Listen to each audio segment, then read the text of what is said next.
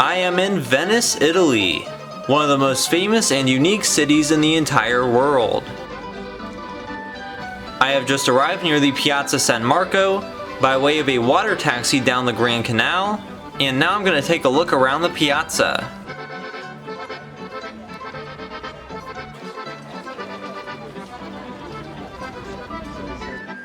First, we're going to walk through the Piazza San Marco on the way to a nearby location.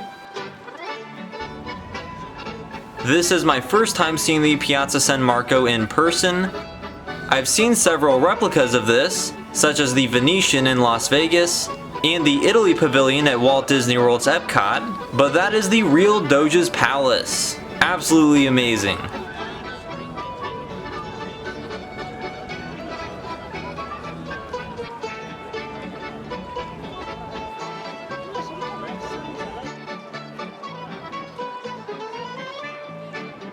That is St. Mark's Basilica, one of the most historic basilicas in Italy.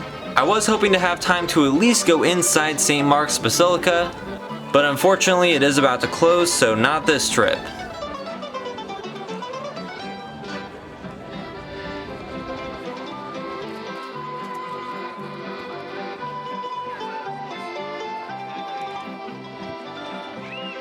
That is St. Mark's Clock Tower, known as the Torre dell'Orologio.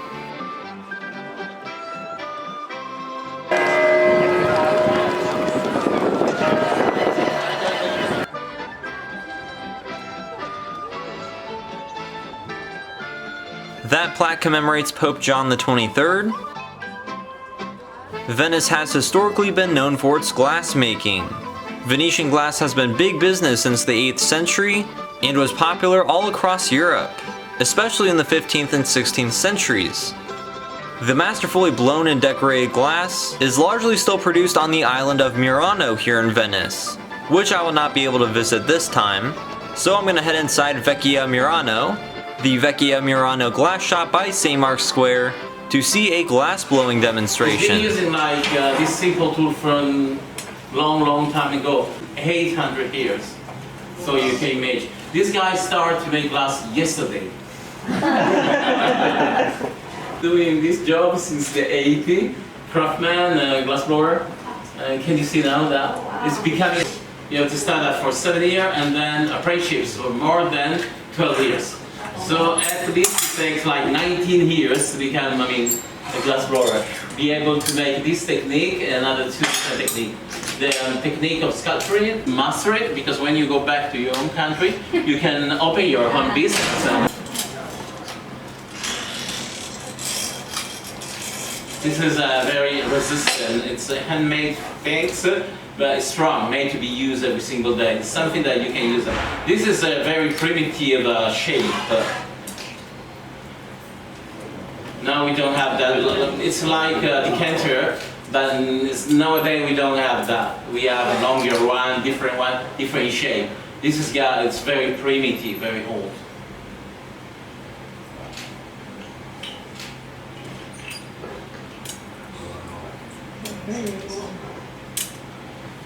Made it.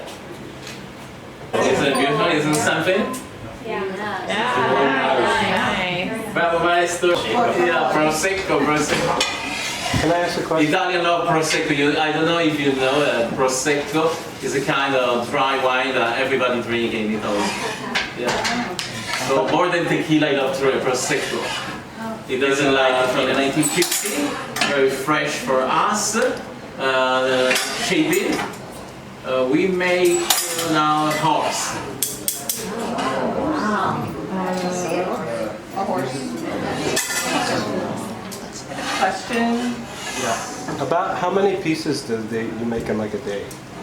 Like per person? Not today, zero. Zero? We've been waiting for you coming here. And then no, sir. Of course, today is Saturday and Sunday. We don't do anything. Okay.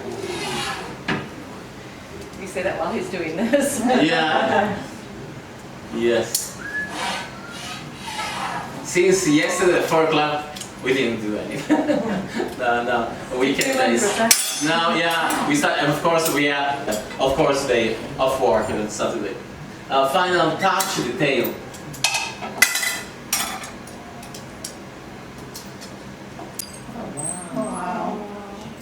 Look at the beauty. How do you like it? Yeah. Things, guys. Yeah, that's beautiful. Beautiful. And he's so fast.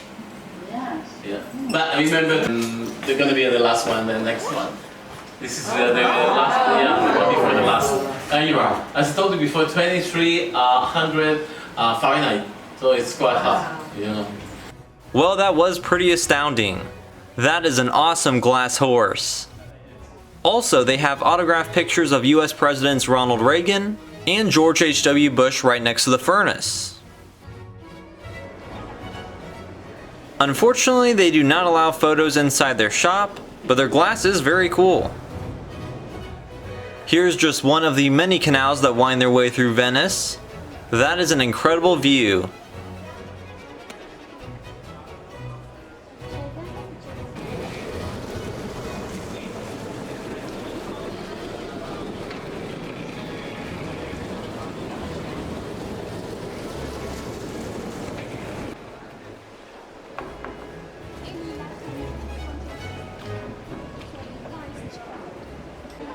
Down that way is the Bridge of Sighs.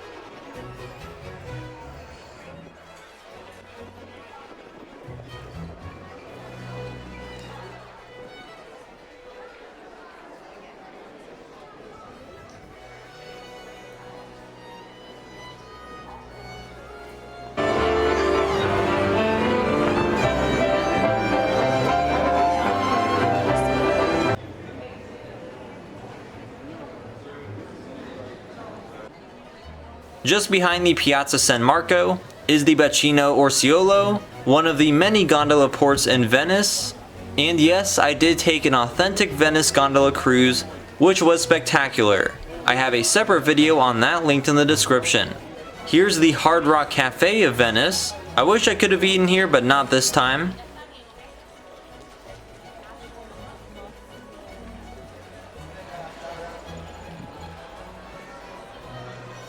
Alright, back on the Piazza San Marco, where I'm going to take a closer look around. That, of course, is St. Mark's Campanile, the iconic bell tower on the square. This is not as old as some of the other buildings surrounding it, as it is a reconstruction of the original Campanile that collapsed in 1902, so this one was built in 1912. The original tower on the same spot was started in the early 10th century, intended as a watchtower, and it reached its maximum height of 323 feet in 1514 when the belfry and spire were added. It is the tallest structure here in Venice. Visitors can go up to the top. Sadly, I do not have time to do that. One of the most important landmarks here in Venice is the Basilica di San Marco, which architecturally is very unique. It is heavily influenced by the Byzantine style of the East, and it was based on the Church of the Holy Apostles that used to stand in Constantinople, but there are also Romanesque, Gothic, and even Islamic features, and this combination really showed off the Venetian Republic's wealth and influence. Construction began on this church in the 1060s, and it has long been a center of Venetian society. During the Fourth Crusade in 1204, the Venetians sacked Constantinople, so many columns and sculptures inside the basilica were pillaged from the Byzantine capital. Notice the 4 horse statues at the top? Those are replicas of the horses of St. Mark. The real ones are inside now, but they were perched up there for centuries.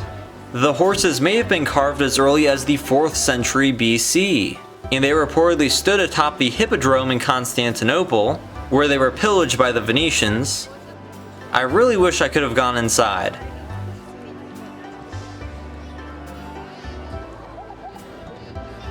Here's the Torre dell'Orologio, which was built in the late 15th century. There is a way to go inside the tower and back behind the clock, but again, I won't be doing that on this visit.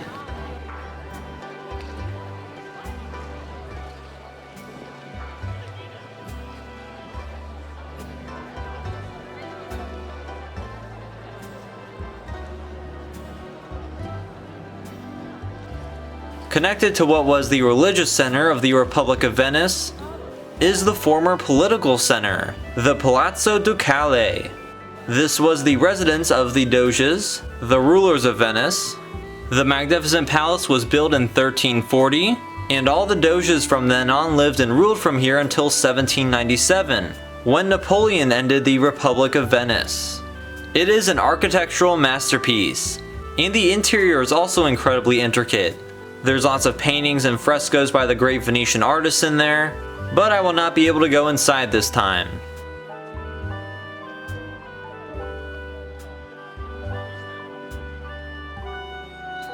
At the entrance to the piazza, there are 2 columns, the columns of San Marco and San Teodoro, which were erected in the 13th century. This one is topped by a lion with wings. The winged lion is a symbol of Venice and of St. Mark. And this is the Colonne di San Teodoro, atop which St. Theodore stands over a dead crocodile. There was supposed to be a 3rd column, but it never made it to Venice. Also, back when these columns first went up, the only place in Venice that gambling was legal was between the columns, and public executions were carried out here.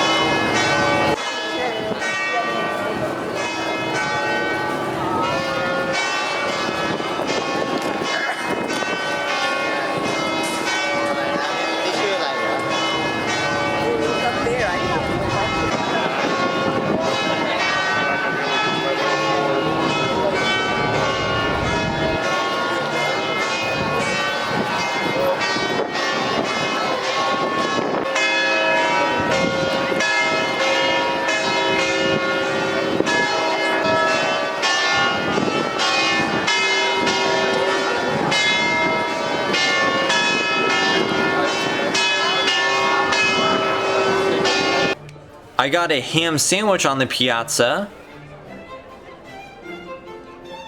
At this point in the day, puddles are starting to form in the piazza through these cisterns, which is a daily occurrence, nothing to be worried about, but Venice does sometimes get to a point of flooding. Being a city surrounded and interlaced by lots of water, Venice has always had issues with flooding and rising sea levels, but sea level rise has increased drastically in recent decades, and the problem has been getting much worse, so much so that the city of Venice is quite literally sinking.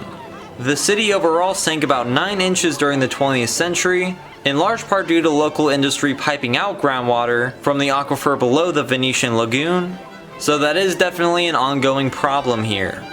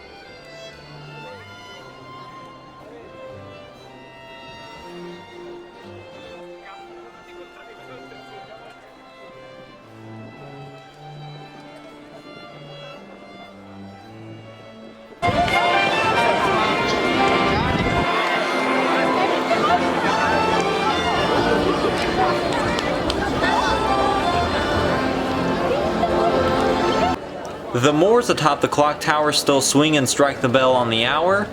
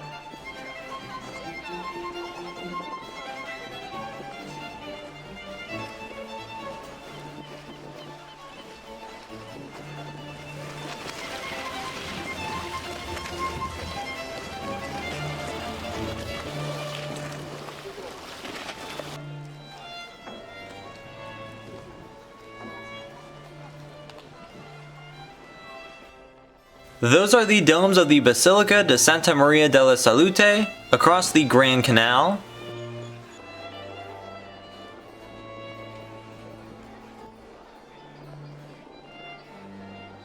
This is Harry's Bar, a historic bar that has been frequented by many famous people, including Ernest Hemingway. He spent a lot of time in Venice in the late 1940s, and spent a lot of that time in there drinking. He did feature Harry's Bar in a short story called Over the River and Into the Trees.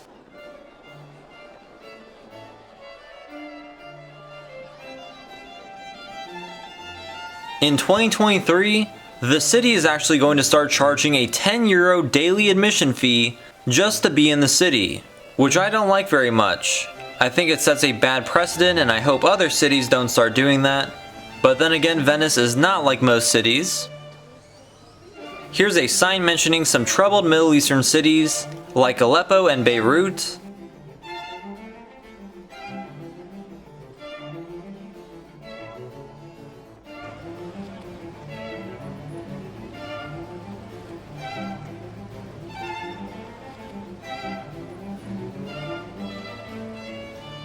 That is the legendary Bridge of Sighs, which was built in 1600 and connects the Doge's Palace with the former Venice prison.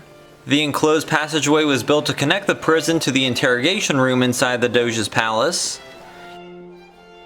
It became known as the Bridge of Sighs because of the sighs made by prisoners as they passed over it.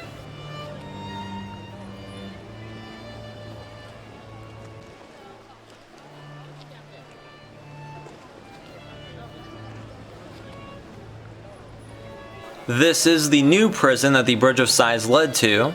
I don't think it's a prison anymore.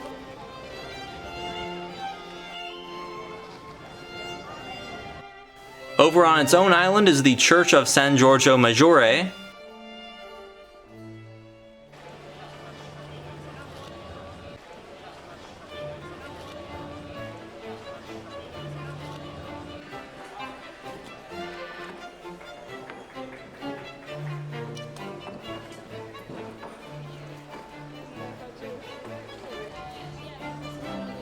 This is the Victor Emmanuel II Monument, a towering equestrian statue depicting the first king of unified Italy.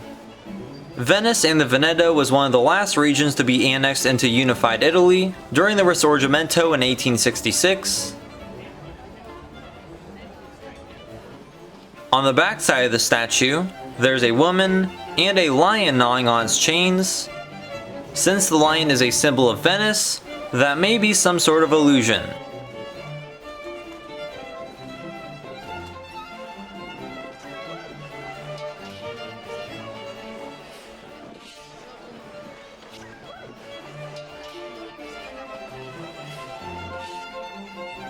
There is a massive windjammer passing by Venice.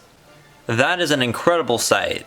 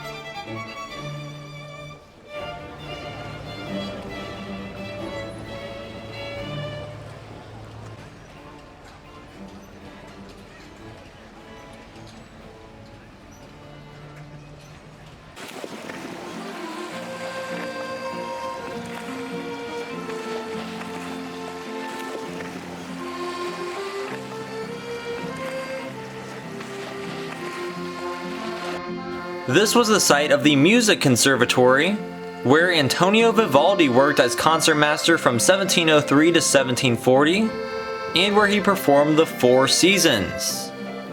So Venice is a magical place. Certainly one of the most incredible places I have ever been to. Even with extremely limited time here, I had a fantastic experience, and I definitely want to come back to explore more thoroughly, as there's a lot of great museums and churches I'd like to see here. I hope you enjoyed this video. If you did, then please like it, share it, and subscribe to my channel for more. I have hundreds of other videos featuring cities, historic places, museums, natural wonders, and more here in Italy, across Europe, and America. Also make sure to check out my videos on the gondola ride and the water taxi down the Grand Canal, which are linked in this video's description. Thanks for watching!